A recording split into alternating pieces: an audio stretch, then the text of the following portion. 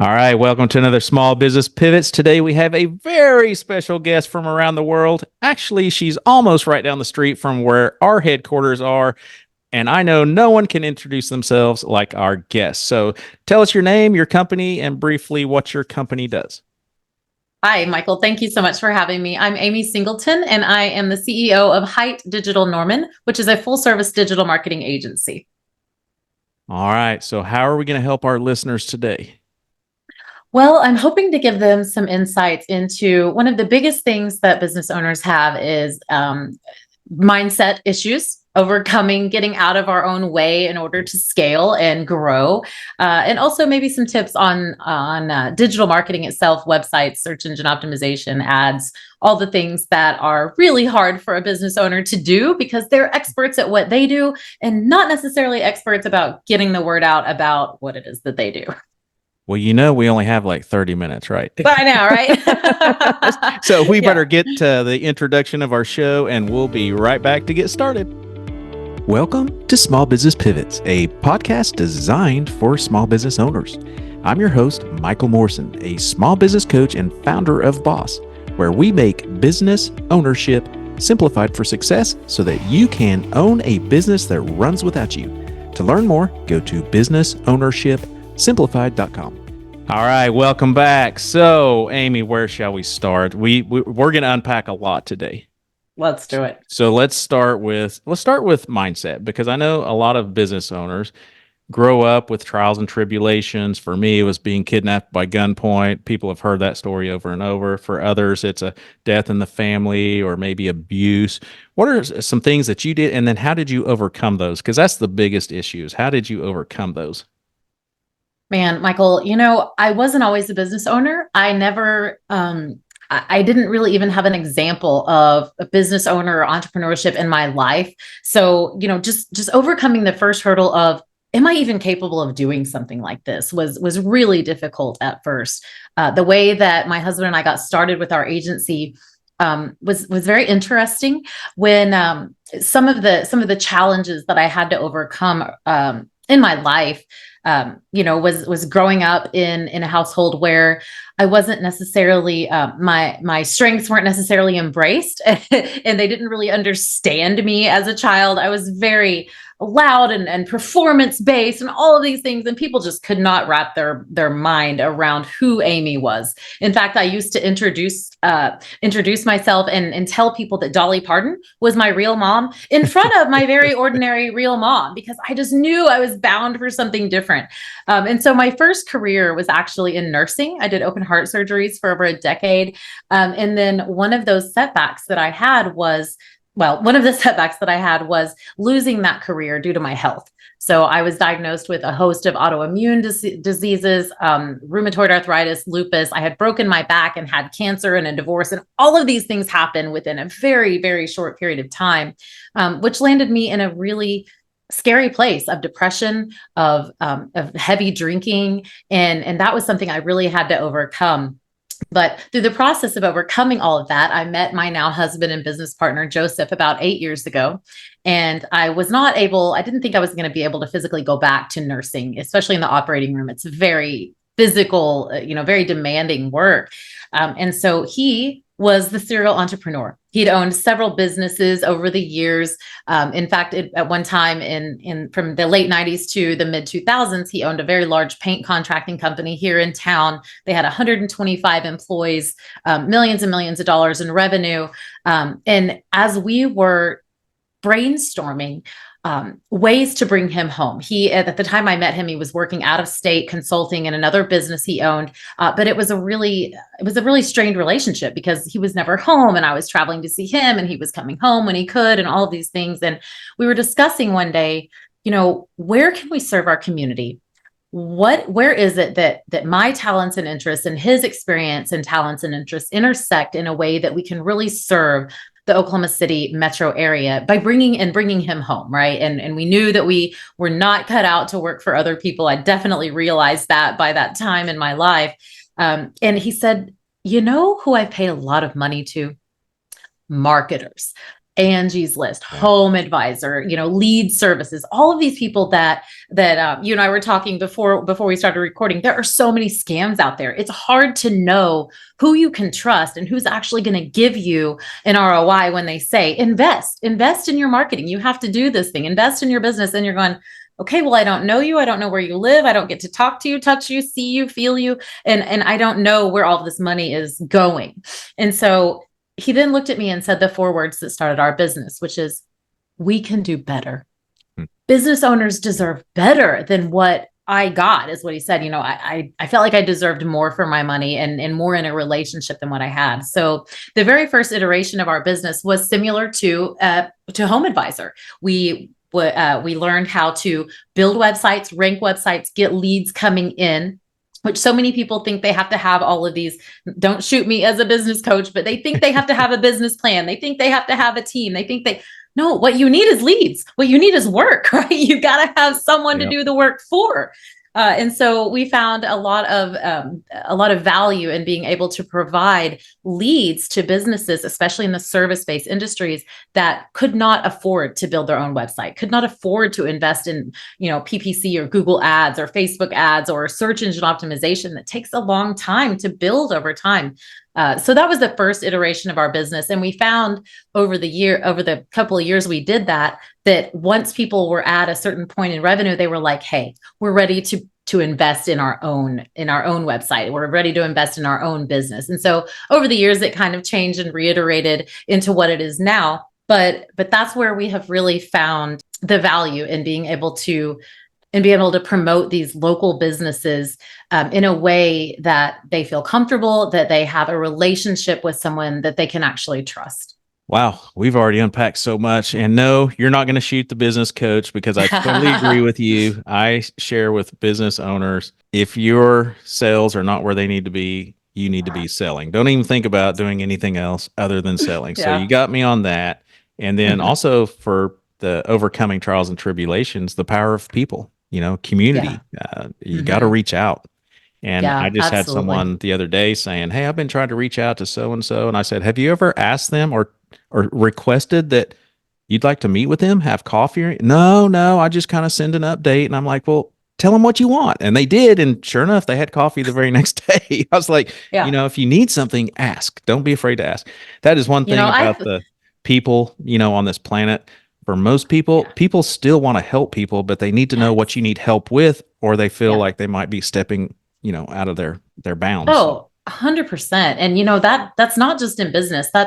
I mentioned, just kind of glossed over the fact that I was very depressed at one point before I met my now partner and husband, but I had isolated myself from everyone, from everything. I was very depressed. I was staying in my home. I was suicidal. I was not moving, and I was not connecting with people. I had just isolated myself to the point that I couldn't move forward. And I think that's such a similarity in business. When we have this little thing that's our baby, and we're working on it. We're in our office. It's late at night. And so many people don't even tell someone. They don't even tell them that, hey, I've started a business. Hey, this is my offer. This is what I'm selling. This is my product or my service, because we think we have to be all alone, do it all on our own. That's just not the case. There are so many people out there willing to help, joining networking groups and mastermind groups of people that are even doing the same thing that you're doing. So many people think it's just competition, and that's not true. There is enough for everyone. There are more people on this planet than any one of us could ever do business with. I'm so happy to collaborate with other marketing agencies, because there are things they do that I don't want to do, and vice versa. And they're willing to share. And I think when we first start out, it's really hard to see the value that we also have to bring someone else, even in our lack of experience. I think a lot of people are in this fake it till you make it kind of mentality. Yeah. But really, if we just say what it is we are, I'm a beginner. You know what? And that's why my prices are $500 instead of $50,000. I'm a beginner, and I'm here to learn. You will get more business by being honest with what you are able to do and deliver, and know that you also have something to offer the people who are way ahead of you, on that escalator of success, so to speak. Absolutely. So the show name is Small Business Pivots. Were there any pivots along the way that you learned that you could share with our small business owners listening? Yeah, absolutely. So I mentioned the first iteration of our business was like that lead service, lead generation service. One pivot we made was kind of an accidental business. One of the websites that we had was a painting website. Well, my husband owned a Imagine painting. that. Imagine that. We're pretty much an expert in that area. But we pivoted in instead of selling those leads to someone else, we pivoted into an entire another line of business. And because those leads were coming in through the website, we then started our own painting company. Went down, filed the DBA, all of that, had a 3-crew painting company for a few years and graciously sold that business. But it was about during that time that we recognized that more and more of our clients were coming to us saying, I appreciate these leads. These are great, but now I'm ready to build my brand. Now I'm ready to build my website, my search engine optimization. I want to sell my business in 10 years. So we pivoted into that structure. We realized about a year into doing that on our own, as you can fully attest to, building out the systems, the processes, oh my goodness, the softwares, the Salesforces of the world, all these things that take, like a doctorate degree in technology. We made a big pivot when we were approached by Hite Digital, which Hite Digital is a franchise model of digital marketing. I hesitate to say that now because we're not taking on any more franchises. We have 6 locations across the United States, and we're not going to be changing that anytime soon. But when we decided to pivot and make that partnership with them and become the Oklahoma location of Hite, it fast forwarded us probably 2 years in business in what we were trying to develop as far as systems and processes and staffing and teammates and all of that. It was a little bit humbling at first because we were really trying to just build it on our own. And that pivot that we made, which took a lot of humility, to say, you know what, they already have something that's working really well. Why don't we use this thing to help us grow? And that was really the catalyst that helped us grow to the point that we are now. And, now just found out we're on Inc. 5000 for the 3rd year in a row. Wow. Have a staff of over 100 and are really just doing the thing to make the impact that we want to make for businesses. Well, to make an impact, again, the power of people. Power of people. You can do more things with more people. So I mean, moving forward, So moving forward, we're talking to small business owners. That's who listens to the podcast most. Most of them are stuck, right? So you talk about how you kind of pivoted into the Hite, framework. But before that, you're trying to move forward, but you also have fires to put out daily. Any advice that you can give to listeners? Because some of them are just stuck putting out fires daily, and we're talking for months, years, some of them even decades. So one company we work with, they're into the 2nd generation business, and they're still putting out daily fires. oh my Any gosh. advice you can give? Know where your strengths are. Know what you're good at and what you're not good at, and be willing to admit what you're not good at and be willing to offload that off your plate onto someone who is good. I would say one of the things that I really had to wrap my brain around was, as an entrepreneur, as the idea person or the visionary person, it's almost impossible to have that vision and to keep something moving forward without an operator. You have to have that operational person that's willing to keep the thing moving along while you're over here, having your ideas and ping ponging and having all of the shiny object syndrome and thinking that you need to go a different direction you've got to have someone that is going to keep you on task and keep you accountable to your ideas and to your vision and keep you moving forward. I think one of the things that business owners get really caught up in is, I'm trying to remember the book it came from, but I think it's a Franklin Covey thing, the 4 quadrants of like, sort the big rocks out. Like, what is the thing that is important and not urgent, and work on those things. And most of us business owners, especially early on, are working on the things that are important and urgent. Like, oh my gosh, this has to happen right now. This is the fire. We got to put out the fire. And when you just put out the fire over and over and you don't put in a system or a process or a person to help prevent that same fire from happening over and over and over again, you're just going to keep having to pull out that fire extinguisher every single day and put it out. Yeah. Well, I have a shameless plug because we have something similar. It's called the delegation quadrant. And so basically it's the Okay. four corners, and it starts with the things you love and that you're great at, and then goes around to the very bottom, Yes. things that you're horrible at and you hate.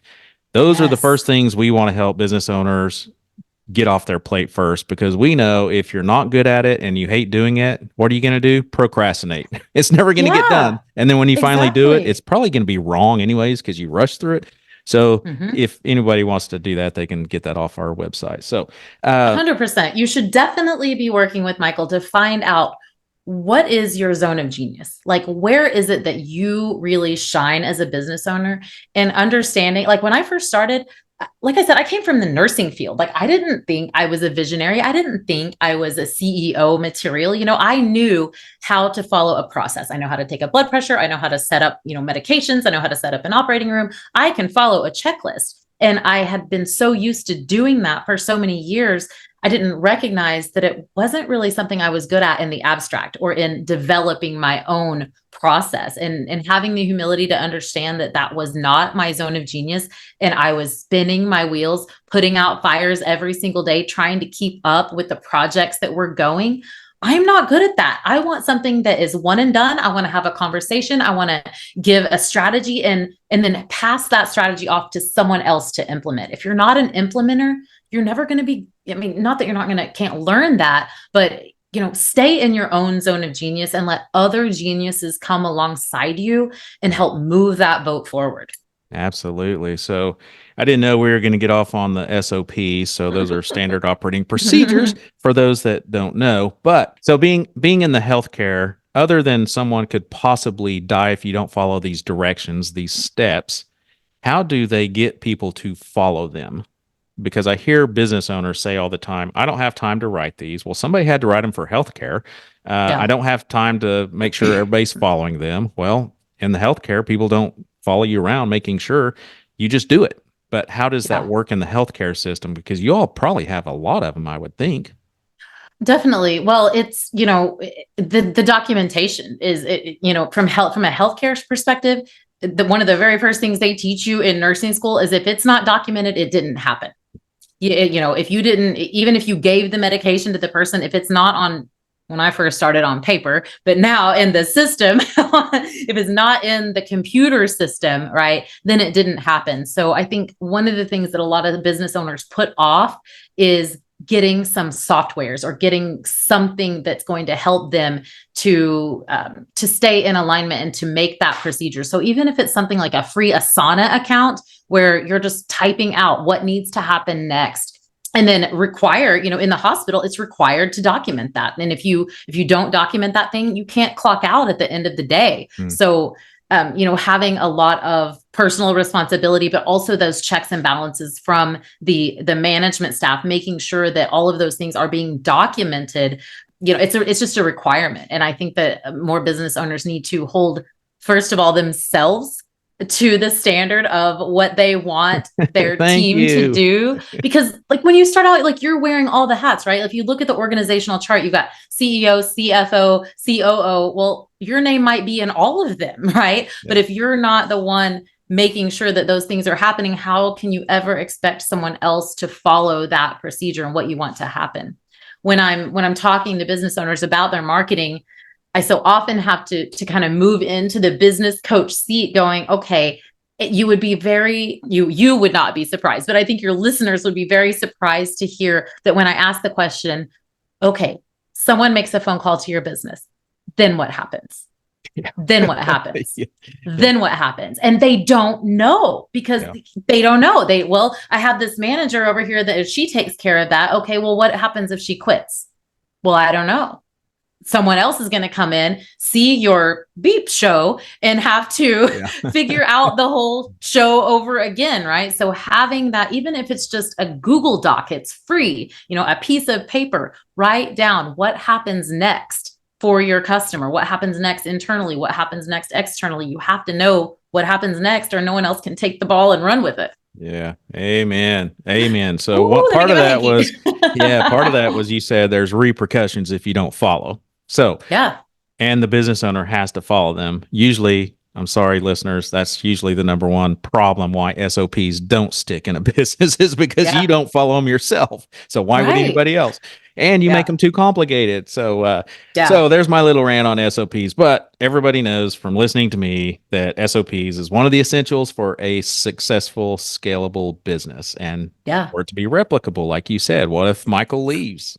Now, Yeah. now what do we do? So, Well, you talk to people and you're like, well, what's your goal for the business? Well, I'm going to sell it one of these days. oh, Okay. yeah, Well, what do people want to buy? They yeah, don't want to buy your brain. I mean, they right. have to buy a system that works. Yep. Yeah. Amen. So, well, let's talk about digital marketing because this is a whole. You're listening to Small Business Pivots.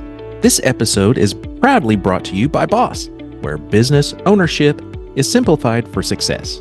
At Boss, we help business owners create their businesses to run smoothly without them being there 24/7. Our seasoned business coaches who have walked the path themselves provide invaluable guidance and support.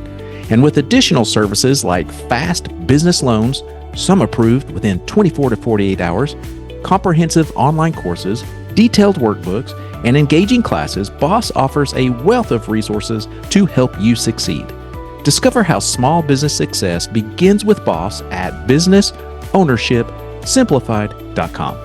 If you're enjoying the podcast, make sure to stay connected by hitting that subscribe button, giving us a thumbs up, or leaving a positive review.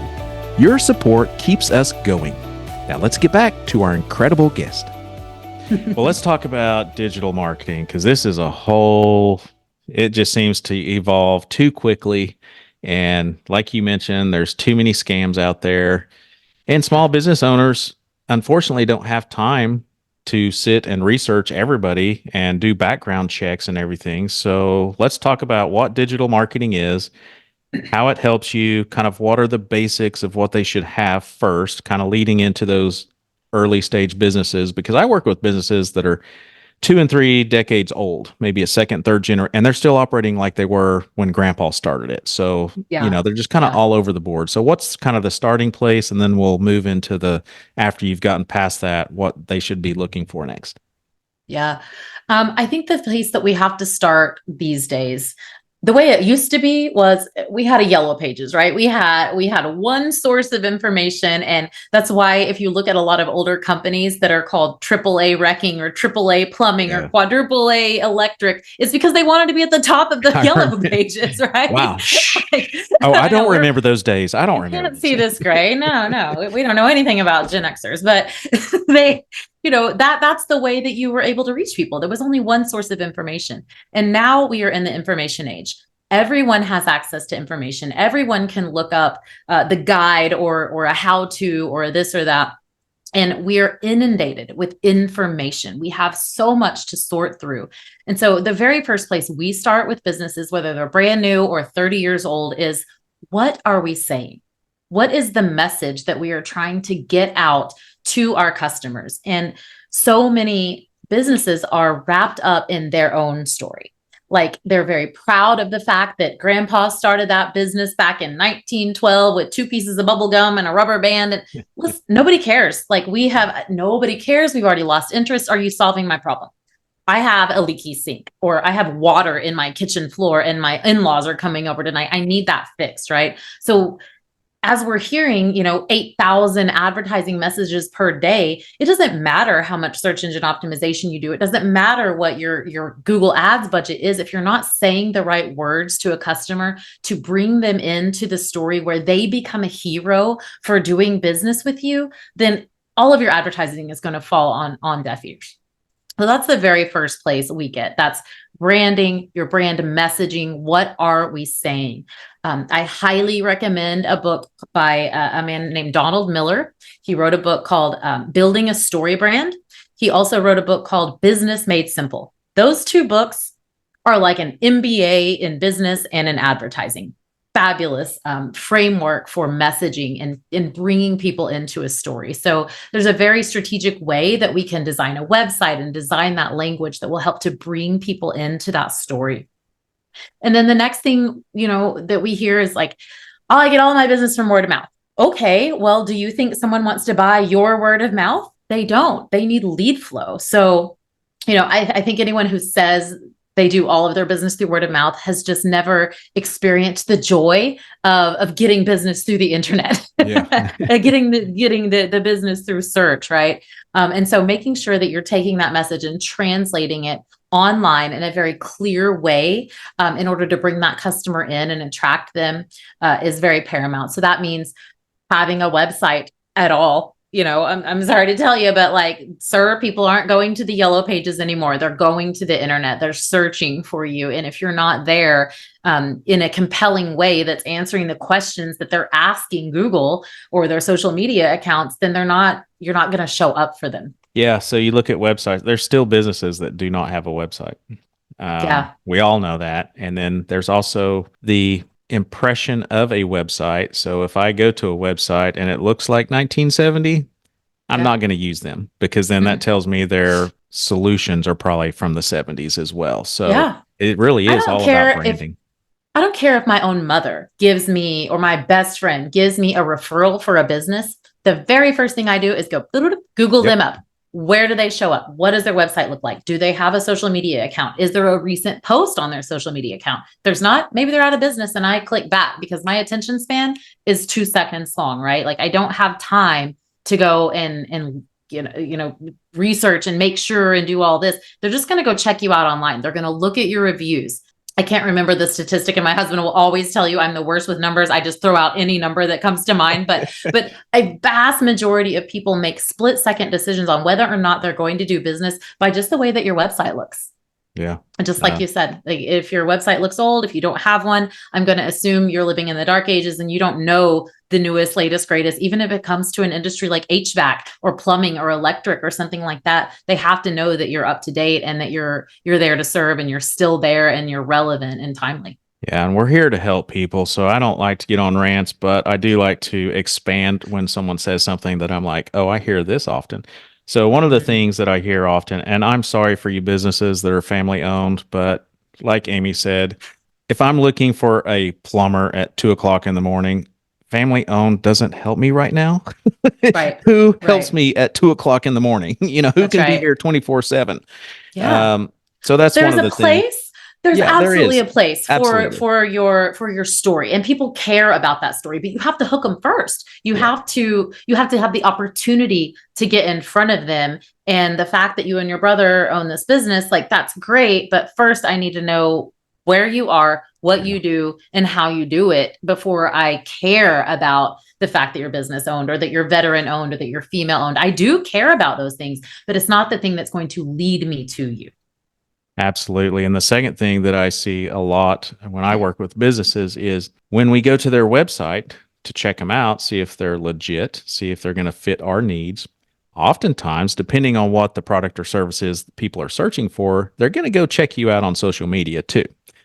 So for those of you that maybe don't align with your mission statement and everything else that you're saying, and you're complete opposite over here, I'm not saying they won't do business with you, but there's gonna be a question mark, right? I mean, yeah, absolutely. Are you just talking the talk, or do you walk the talk also?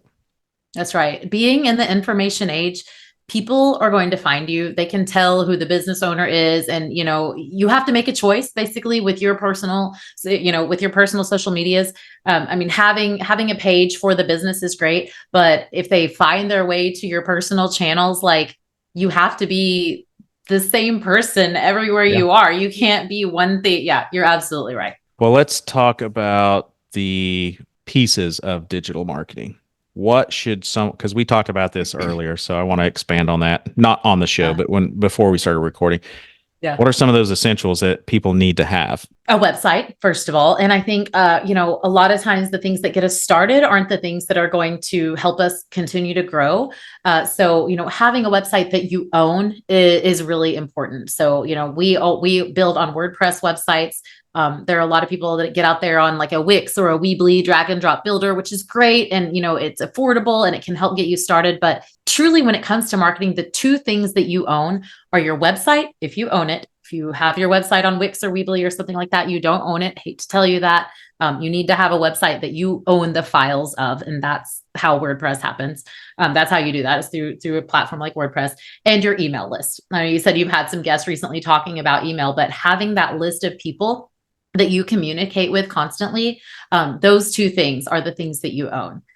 One of the things that a lot of business owners completely ignore, that's a free resource to them, is their Google business profile. I mean, utilize that thing to the maximum. Fill it out, have the right category on there, get reviews, respond to your reviews. There are ways, and that's a completely free resource that people massively underuse. Another thing I'll say is social media, like social media profiles. A big mistake I see a lot of businesses have is they go out and they pop up an Instagram or a Twitter page, now X, and they never ever post to it. Okay, well, only have the social media platforms that you're going to use, because you may have an attorney or someone who's looking, and maybe their platform of choice is X. If you have an X profile, but you haven't posted to it in 3 years, and that's the first place that person goes to, and they see no posts, they might just back out and think you're out of business. So if you're going to have the social media handle, be posting to it. If you're not going to post to it, get rid of it. You don't have to be on every single platform, there are more people on any one social media platform than you could ever hope to do business with anyway. So pick the one you're familiar with and you're comfortable with, and go all in on that. As business owners, we want someone to come to our website and marry us. Like, we want you to land on our website. We want you to click that click to call button. Hopefully you have a click to call button. Make your buttons click to call. Please make your buttons click to call. But they want you to fill out that form. They want you to make that phone call.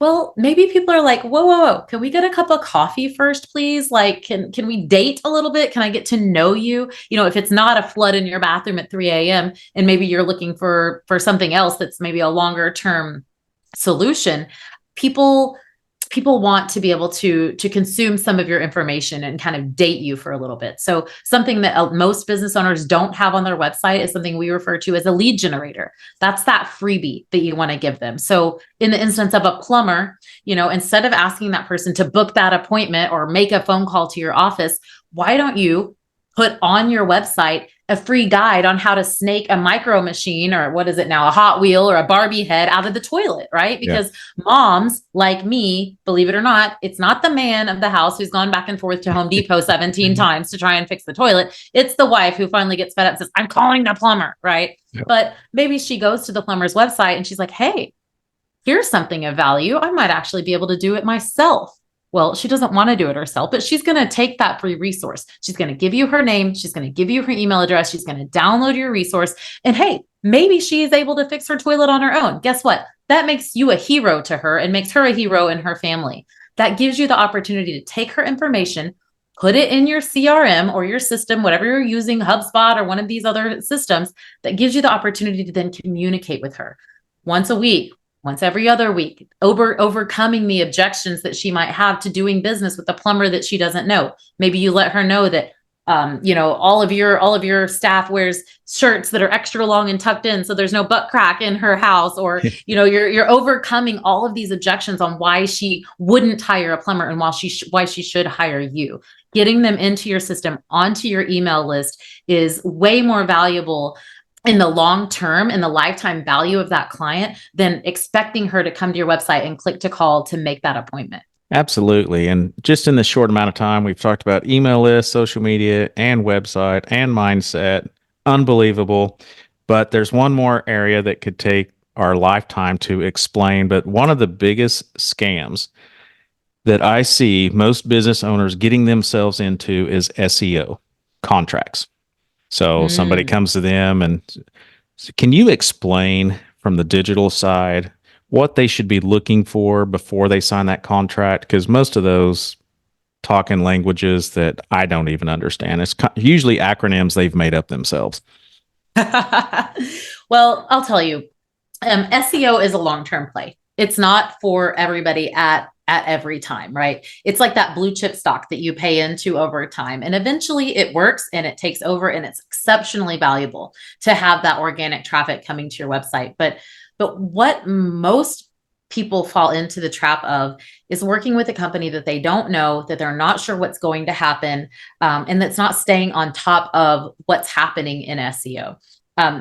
Most companies are going to have a contract because SEO does take time. It takes, 6, 8, 12 months sometimes to really grab a hold and be giving value and bringing leads to the website. It goes in stages, right? So the first stage of SEO is just getting your website to show up in a search result. Like if you're a plumber near me, like you can't expect to get someone to click on your website if you're not even showing up in a search result, and you're not going to show up on page 1. So first we have to do that. Then we have to get a certain amount of traffic clicking on that result. 3 to 5% of the people that see it, we want them to click on that result. Once we get a certain amount of people clicking on that result, then we move into the acquisition stage of actually getting leads from that. So many SEO companies, one of the questions that I advise people to ask a marketer that they're talking to, use the word white label.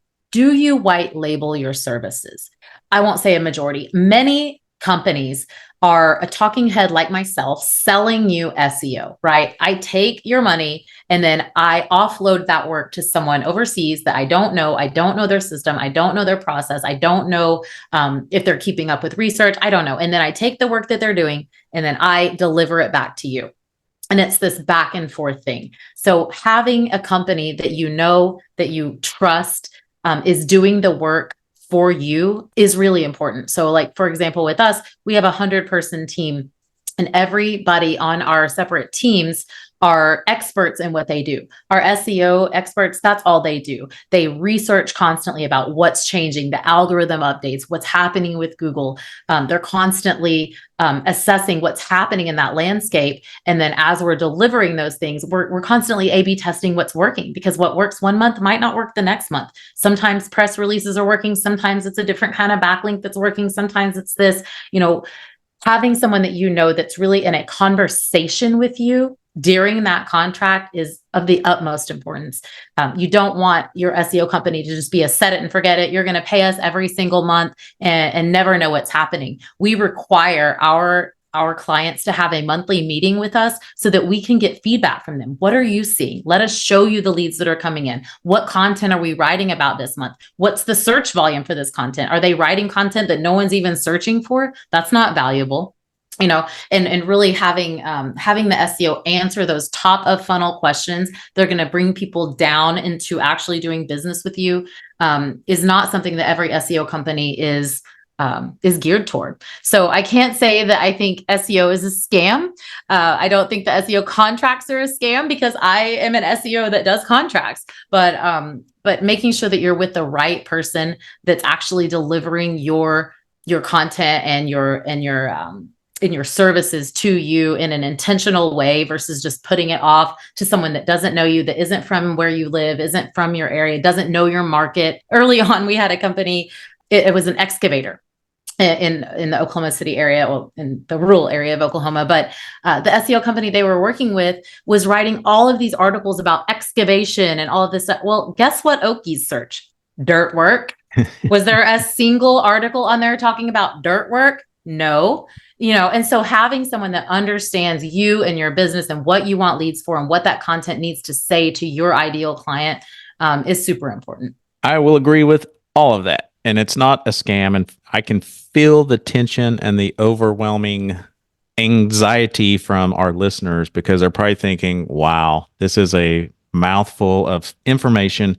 But I want to calm their nerves, because if they call somebody like you do all that.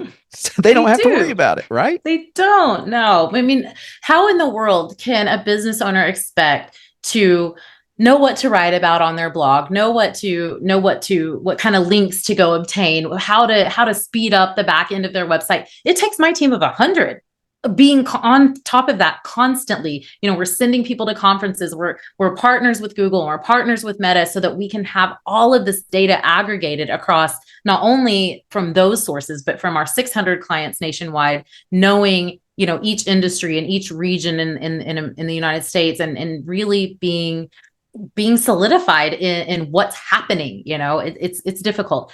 No business owner should be expected to keep up with all of that and know all of that. Just like you wouldn't hopefully be doing your own taxes in your own books. Like, you need an expert to do that. It's okay. You're an expert plumber. You're an expert attorney. You're an expert doctor. You don't have to be an expert in everything in your business. Leave it to the pros. Absolutely. And for those that say they can't afford it, the first thing I tell them is go sell. If you can't afford it, you need more sales. That's so right. that you can pay someone that can do it right. Because I assure you, if you're doing your own taxes, 99.9% of the time you're doing it wrong, and you're wasting your time trying to figure out where to categorize things. And same with marketing. Anybody can post social media, but are you doing it effectively? Are you going to get results? And so there's a lot of back end stuff like the WordPress and websites and stuff that professionals, they know it inside and out. They keep up with the trends. Google's always changing, especially with AI right now. They're trying to stay ahead of AI and get people results. So how can people get a hold of you? AmySingleton.net. All of my links are there to everything. There's a form at the bottom. They can book a 30-minute call. They go to amySingleton.net/scan. They can fill out that form at the bottom, and we will go and do a scan of where their Google business profile is ranking for the keywords that they want to rank for. And we can deliver that back with them in an email that will that give them an idea of kind of where they stand online, especially in that local space. That's fantastic. Well, I got one last question because you have been a blessing to many today. But if you were in a room full of business owners, different seasons of business, different ages, different industries, what is something you could offer them that would be applicable to all? A book that I'm actually reading for the third time right now is called Super Communicators. Read that book. Knowing how to communicate what you're trying, in everyday conversations, whether that be with your team, whether that be with your tax pro or with your client, understanding what kind of conversation you're in and what's important to the person across from you or hopefully next to you is so important. Learning how to communicate. That's all sales is really listening more than you speak. I think so many people get caught up in like trying to do all these different like sales tactics. And we've got all these different kind of like, hard sales and hard pitches. And really all sales and businesses is communication with other human beings. Understand and recognize that you are just a human being, just like your client is a human being. Probably one of the best pieces of advice I could give is understanding that not everybody is your client. Not everybody is going to be a fit for you, and that's okay. You should repel the people you don't want to work with so hard that they're never in your inbox, that they're never across from you on a Zoom meeting, because you will waste more time on people fighting to try and come to some kind of understanding when there's a whole host of people out there who are aligned with you and your values, who are aligned with what you have to offer. And it's okay to be in a sales meeting or on a sales call and say, you know what, we might get to the end of this call and we might not align at all. And that's okay. We aren't always a fit for everybody. And I think early on, it's really hard to recognize that when you just need that next job or you just need that next paying client. But I promise you that they will be a bigger pain in your butt than you ever wanted to have. That whole 80-20 rule of, that the people paying you 20% require 80% of your time is absolutely true. And you won't believe it until you get someone who's paying you like $100 a month, who's a big old pain in your butt. But it's the truth. Just know that you're not for everybody, and that's okay. Great advice. Again, you've been a blessing. I wish you continued success, and we'll talk to you soon. Thanks, Michael. Thank you for listening to Small Business Pivots. Please don't forget to subscribe and share this podcast. If your business is stuck, you need help creating a business that can run without you, or you need a fast business loan or line of credit, go to our website, businessownershipsimplified.com, and schedule a free consultation to learn why small business success starts with BOSS. If you want to talk anything small business related, email me at michael@michaeldmorrison.com. We'll see you next time on Small Business Pivots.